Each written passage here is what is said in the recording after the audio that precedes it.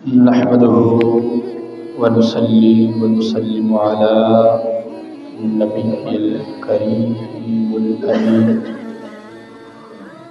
أما بعد فأعوذ بالله من الشيطان الرجيم. بسم الله الرحمن الرحيم. والخيل والبغال والحمير لتركبوها وزينة ويخلق ما لا تعلمون. آمنت بالله صدق الله العظيم وصدق رسوله النبي الكريم الرؤوف الرحيم. قد قال الله تبارك وتعالى في القرآن المجيد والفرقان الحميد ببركته إن الله وملائكته يصلون على النبي يا أيها الذين آمنوا صلوا عليه وسلموا تسلیما. بآواز بلند محبت کے ساتھ درود و سلام پڑھ لیجیے. الصلاۃ والسلام علیک یا سیدی یا رسول اللہ وعلی آلک واصحابک یا سیدی یا حبیب اللہ. الصلاۃ والسلام علیک یا سیدی یا نبی اللہ وعلى آلك وأصحابك يا سيدي يا خاتم النبيين. احباب ذی وقار،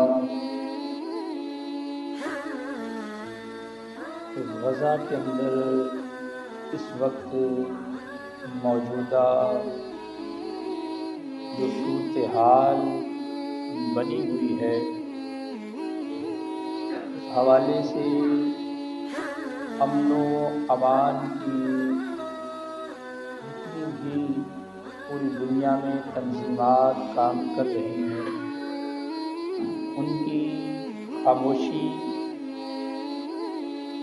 امریکہ، برطانیہ اور دیگر جتنے بھی ممالک جو امن و امان کی یا انسانی حقوق کی تنظیموں کے علم بردار بنے بیٹھے ہیں، ان کی اس خاموشی پر تبصرہ کرتے ہوئے شاعر کچھ یوں کہتا ہے کہ بے حس انسانوں کی دنیا میں بے بس لوگ ایسے بھی بستے ہیں. شاعر کہتا ہے کہ بے حس انسانوں کی دنیا میں کچھ لوگ ایسے بھی بستے ہیں، مہنگے ہتھیاروں کی آتش میں جن کے جسم و جان سستے ہیں. مہنگے ہتھیاروں کی آتش میں جن کے جسم و جان سستے ہیں. آگے کیا کہا جا رہا ہے کہ ظالم کا ظلم حد سے بڑا اسباب حیات کو روک دیا. ظالم کا ظلم حد سے بڑا اسباب حیات کو روک دیا. بوڑھے، بچے اور بیمار اب کھانے پانی کو ترستے ہیں. بوڑھے، بچے اور بیمار اب کھانے پانی کو ترستے ہیں. آزادی چھیننے والوں کے حامی ہیں. آزادی چھیننے والوں کے حامی ہیں عالمی گنڈے سب. آزادی چھیننے والوں کے حامی ہیں عالمی گنڈے سب. آزادی مانگنے والوں پر بارود کے گولے برستے ہیں. دیکھیے نا، فلسطین کے مسلمان وہ مجاہد، تقاضا کیا ہے ان کا؟ صرف یہی کہ جس وطن میں ہم رہ رہے ہیں اس وطن میں ہمیں ہمارے مطابق زندگی گزارنے دی جائے. ہم جس اسلام کے پیروکار ہیں ہمیں اپنے اس اسلام کے مطابق زندگی گزارنے دی جائے. اگر عالمی انسانی حقوق کی جتنی بھی تنظیمیں ہیں وہ سب کے سب اس وقت خاموش بیٹھی ہیں. اور میرے سننے میں تو یہاں تک آیا ہے کہ کل کی تازہ ترین خبر کہ فلسطین کے اندر غزہ میں یہ جو جنگ کی کیفیت بنی ہوئی ہے، سعودی عرب کے قاری محمد سدیس ان کا کہنا ہے کہ یہ غزہ میں جو کچھ بھی ہو رہا ہے یہ ایک فتنہ ہے. انہیں وہ چھوٹے چھوٹے بچے کہ جنہیں گولے مار کر بم مار کر شہید کیا جا رہا ہے، ان کے جو چیتھڑے اڑ رہے ہیں ان بم کے گولوں کی وجہ سے، انہیں وہ نظر نہیں آ رہے. انہیں ان مسلمانوں پر جو کھانا پانی بند کر دیا گیا ہے انہیں وہ نظر نہیں آ رہا. اس لیے تو شاید تبصرہ کر کے یہ بتا رہا ہے نا کہ اس وقت پوری کائنات کے اندر جہاں جہاں پر بھی انسان بستے ہیں، ہر انسان کوئی حاکم ہے یا کوئی کسی تنظیم کا سربراہ ہے، بالکل خاموش تماشائی بنے بیٹھے ہیں، زبانوں کو تالے لگائے تھے. میرا یہ وجدان کہتا ہے کہ یہی سلوک آج جو اس وقت 27 اکتوبر سے لے کر آج 1 مہینہ تیسرا دن ہونے کو ہے، جو ظلم و تشدد کی لہر فلسطین کے اندر جو غزہ کی پٹی میں دوڑ رہی ہے نا، وہ اگر کسی اور یورپی ملک میں ایسا ہو رہا ہوتا نا تو یقین مانیے یہ سارے کے سارے مسلم ممالک یکجا ہو کر ان کے لیے کھڑے ہو جاتے. ایسے ایسے ان کی زبانوں سے الفاظ نکلنے تھے کہ ہم مسلمانوں نے دھنگ رہ جانا تھا. یار یہ ہمارے مسلمان حاکم ہیں کہ جو ان کے لیے اتنی امداد دینے کے لیے تیار ہو چکے ہیں. یہ ہمیں غور و فکر کرنا چاہیے، یہ سوچنا چاہیے کہ آزادی چھیننے والوں کے حامی ہیں گنڈے سب. آزادی چھیننے والوں کے حامی ہیں عالمی گنڈے سب. آزادی مانگنے والوں پر بارود کے گولے برستے ہیں. اندھی ہیں حقوق کی تنظیمیں، اندھی ہیں جتنی بھی انسانی حقوق کی تنظیمیں بنی ہوئی نا، سب کے سب آنکھوں سے اندھی ہو چکی ہیں. اس وقت انہیں کچھ بھی نظر نہیں آ رہا.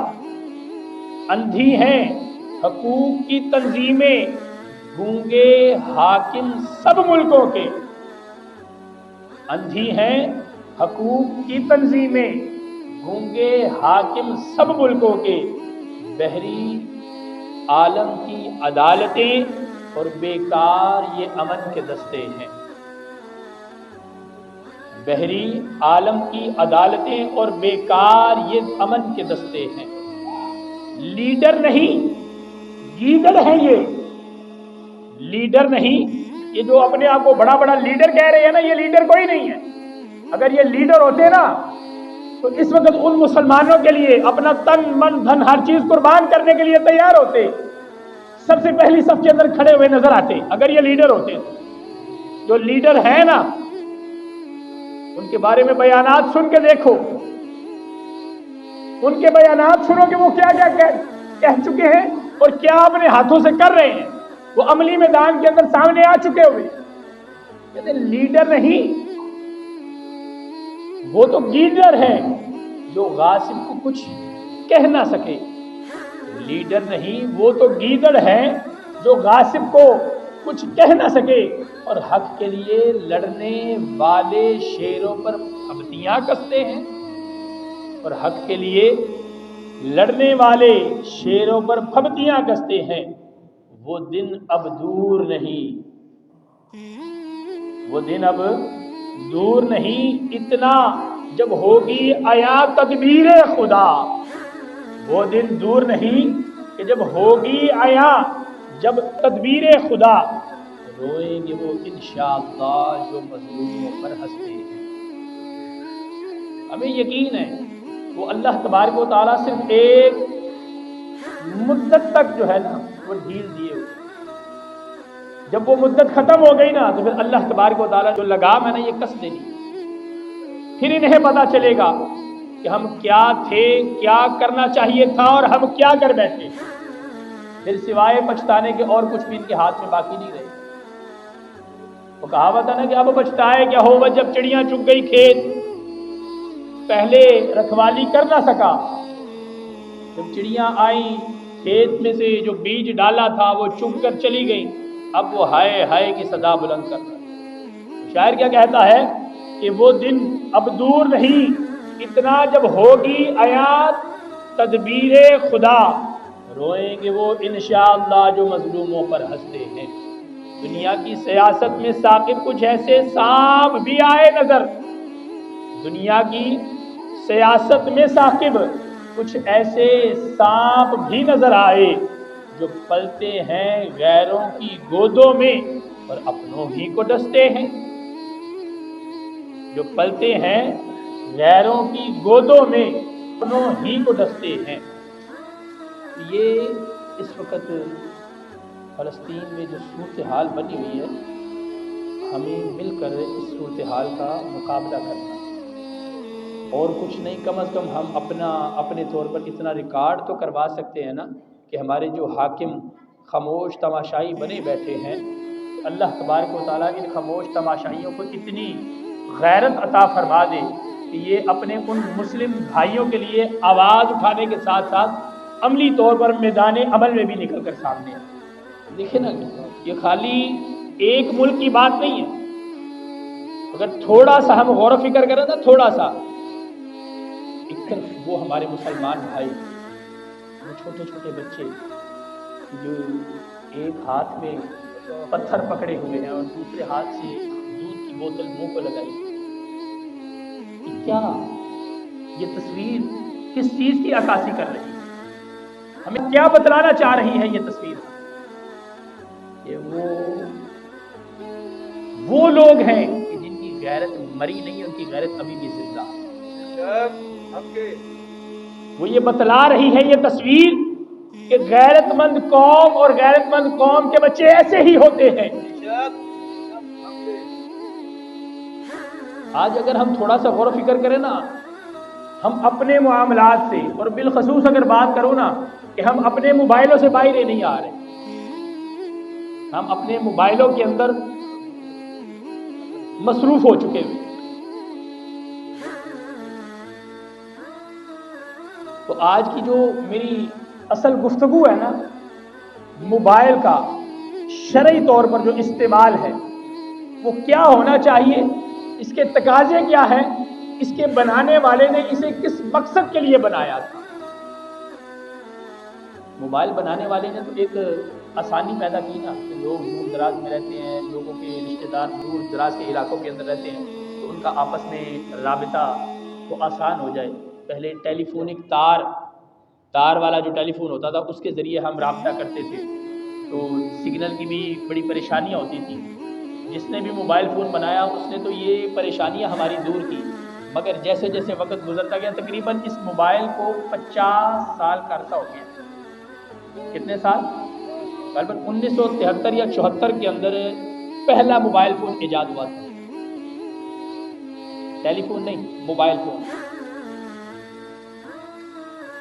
تو ایجاد کرنے والے نے تو جو نظریہ ذہن میں رکھا تھا، جیسے جیسے وقت گزرتا گیا اس کے اندر جدت آتی گئی، نت نئی ایپس وہ انسٹال ہوتی گئی، بنانے والے بناتے جا رہے ہیں، اور آج یہ حال ہے کہ ہم سے کھانا چھین لو، موبائل نہ چھین لو، ہم سے ہمارا پانی چھین لو، مگر ہم سے ہمارا موبائل نہ چھین لو۔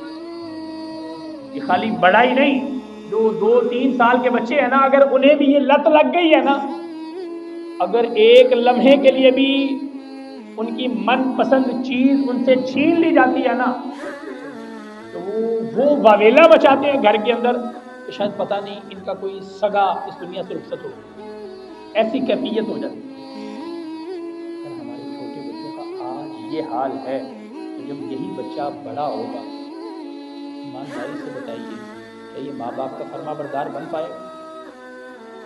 کیا یہ دین کا پہرے دار بن پائے گا؟ یا 5 وقت کا یہ نمازی بن پائے گا کہ جو آج 2-3 سال کی عمر کے اندر اس بچے کا یہ حال ہے تو بڑا ہو کر یہ کیا کرے گا؟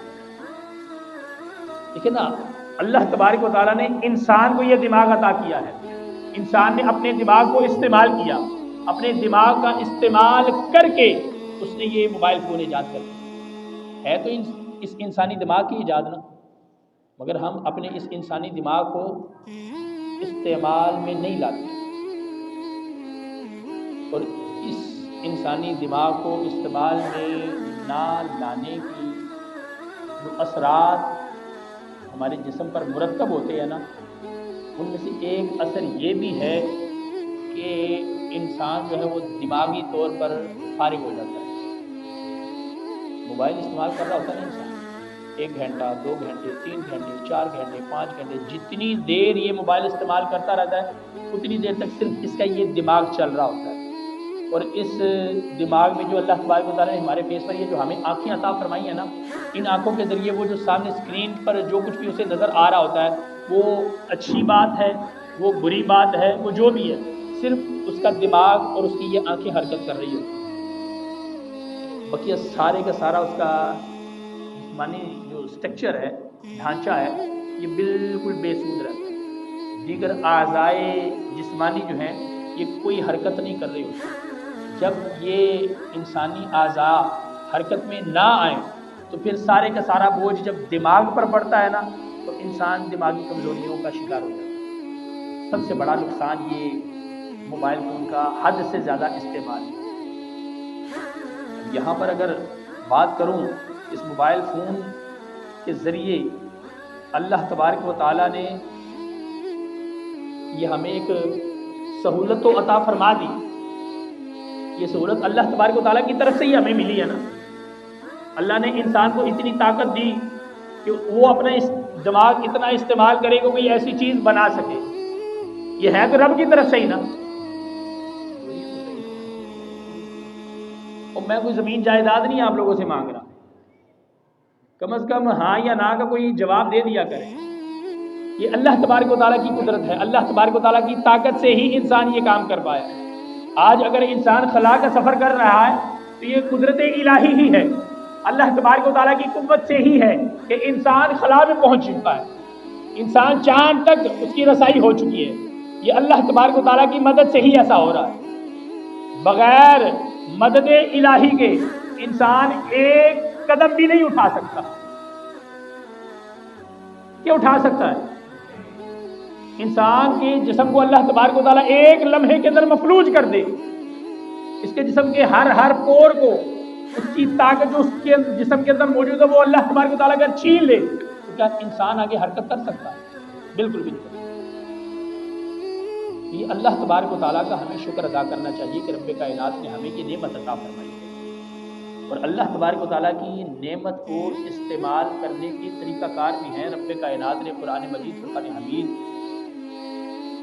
کے اندر ارشاد فرمایا کہ جب انسان موبائل استعمال کرتا ہے تو موبائل کے ذریعے ہمیشہ ہر مسلمان اچھے کام ہی تو نہیں نہ کر رہا، جو اچھے کر رہے ہیں انہیں اس اچھے کا پھل بھی ملتا چلا جاتا ہے۔ تو جو اس موبائل کے ذریعے بے حیائی فحاشی کو پھیلانے کی کوشش کرتے ہیں ان کے بارے میں اللہ تبارک و تعالیٰ کا قرآن کیا اعلان کر رہا ہے؟ اللہ کے کائنات نے قرآن مجید فرقان حمید کے اندر ارشاد فرمایا ان الذین یحبون ان تشیع الفاحشۃ فی الذین آمنوا لهم عذاب علیم فی الدنیا والآخرہ واللہ یعلم وانتم لا تعلمون۔ اللہ کے کائنات نے ارشاد فرمایا کہ بے شک جو لوگ چاہتے ہیں کہ مسلمانوں میں بے حیائی پھیلے ان کے لیے دنیا و آخرت کے اندر دردناک عذاب ہے۔ دنیا کے اندر بھی ان کے لیے عذاب ہے مگر وہ سمجھ ہی نہیں پاتے، اور آخرت میں تو جو عذاب ہے وہ پھر ہر بندے کی جسم کو جھنجھوڑ کر رکھ دے گا۔ اگر ہم عذاب الہی کے بارے میں سنیں نا تو یقین مانیے ہمارے رونگٹے کھڑے ہو جائیں گے کہ اللہ تبارک و تعالیٰ ایسا اس طرح کا عذاب دیتا ہے۔ آگے فرمایا اور اللہ تبارک و تعالیٰ جانتا ہے مگر تم نہیں جانتے، واللہ یعلم وانتم لا تعلمون، اور اللہ جانتا ہے ہر چیز کو، اے انسان تو کسی چیز کو نہیں جانتا سوائے اس کے جس کا علم اللہ تبارک و تعالیٰ تجھے عطا فرماتا ہے۔ اب یہ جو ہم موبائل پر، ہمارے ہاں کئی ایسے لوگ بھی ہیں کہ جو لوگوں کو بلیک میل کرنے کے لیے اس موبائل کا استعمال کرتے ہیں، کسی کی کوئی پرسنل ویڈیو بنا لی، کسی کی کوئی پرسنل تصویر کھینچ لی اور کھینچ کر پھر اسے ایسی ویب سائٹس پر پھینکا جاتا ہے کہ جہاں پر سے وہ روپیہ پیسہ اپنی انکم گین کرتے ہیں۔ بہت سی اس طرح کی واہیات قسم کی بے حیائی اور بے شرمی جیسی ویب سائٹس موجود ہیں ہمارے موبائلز کے اندر، انٹرنیٹ پر موجود ہے ہر چیز۔ ہمیں اس بے حیائی اور بے شرمی والے عمل سے اپنے آپ کو بچانا ہے۔ کیوں؟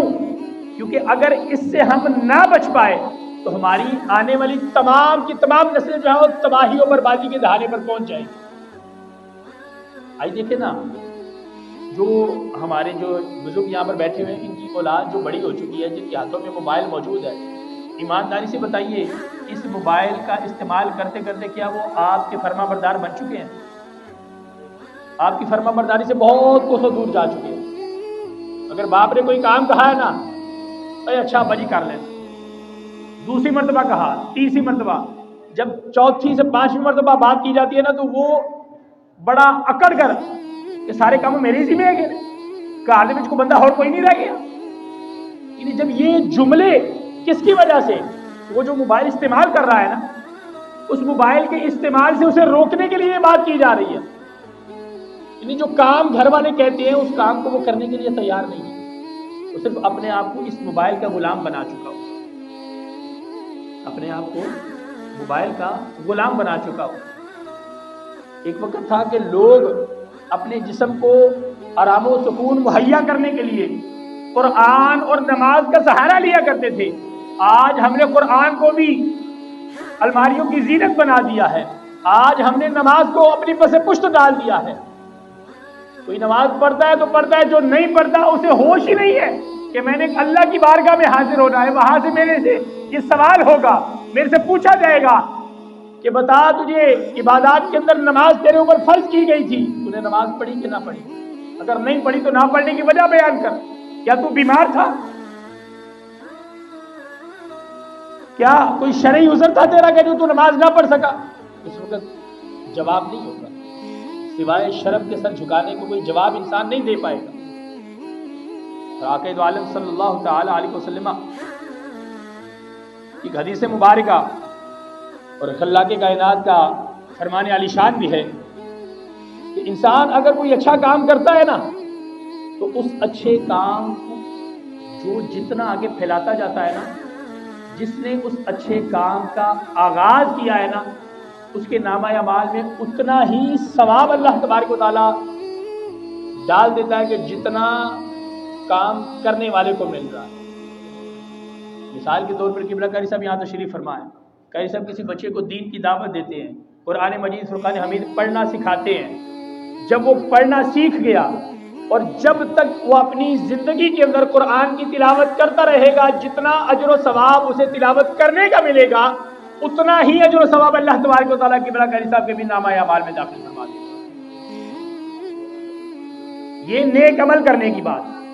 اس کے برعکس اگر انسان کسی کو کسی برے کام کی طرف لگا دے، ایک برائی میرے اندر پائی جا رہی ہے، میں نے کسی کو اس برے کام پر لگا دیا، خود میں نے وہ برا کام کرنا چھوڑ دیا، اب وہ جس کو میں نے لگایا تھا وہ جب تک برا کام کرتا رہے گا، جتنا گناہ اس برے کام کا اسے ملے گا اتنا ہی میرے نامہ اعمال کے اندر بھی وہ لکھا جاتا رہے گا، چہ جائے کہ میں نے اس برے کام کو چھوڑ دیا۔ یہ غور و فکر کرنے کی بات ہے۔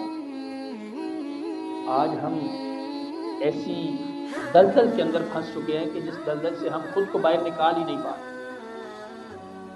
تو ہمیں اپنے آپ کو اس دلدل سے باہر نکالنا ہے، کہیں ایسا نہ ہو کہ قیامت کا دن بپا ہو جائے اور ہمارے جتنے بھی دنیا میں رہتے ہوئے ہم نے بوجھ کیے تھے وہ سارے کے سارے ہمارے اوپر ڈال دیے گئے۔ کہ ان بوجھوں کا بوجھ تم ہی نے برداشت کرنا ہے، کسی اور نے برداشت نہیں کرنا۔ اگر آج ہم اپنے آپ کو سیدھے راستے بد نگاہی جیسے برے فعل سے نہیں نہ بچا پاتے تو یقین مانیے اللہ تبارک و تعالیٰ کی لاٹھی بے آواز ہے۔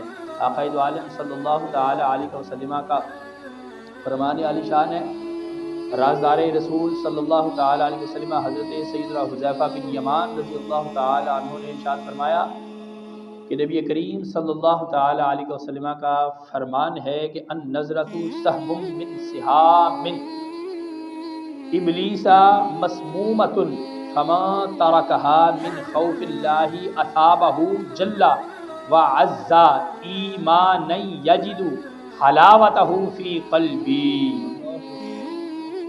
آقا عالم صلی اللہ تعالی علیہ وسلم نے ارشاد فرمایا کہ بد نگاہی شیطان کے زہر آلود تیروں میں سے ایک زہریلا تیر ہے۔